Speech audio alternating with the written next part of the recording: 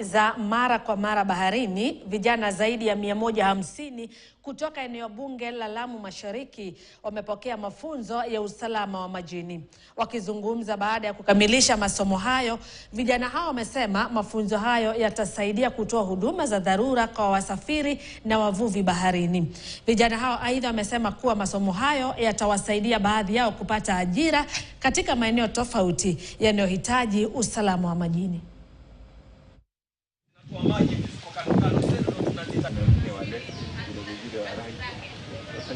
Lengo letu sisi kama bandari ni kuhakikisha kwamba vijana wanatafuta alternative ways of opportunities in the sea, ambao moja wapo ni hii: vijana tunawapatia ujuzi waweze kutafuta kazi baharini, waweze kutafuta kazi katika nyanja za blue economy, ikiwa moja wapo ni hii lifeguard. Lau si facility kama hii ya swimming pool, ingebidi sisi tufike hadi Mombasa, kitu ambacho kingekuwa ni cha gharama, na kwa maisha yetu ya kawaida inakuwa ni ngumu sana kama wanafunzi ama watu ambao wana haja ama wana mvuto wa kufanya masomo kama haya hawawezi kuyapata.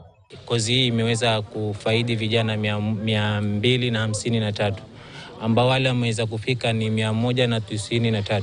So kuna nafasi 50 ambao tunatarajia ziende zikafanyike maeneo ya Mombasa.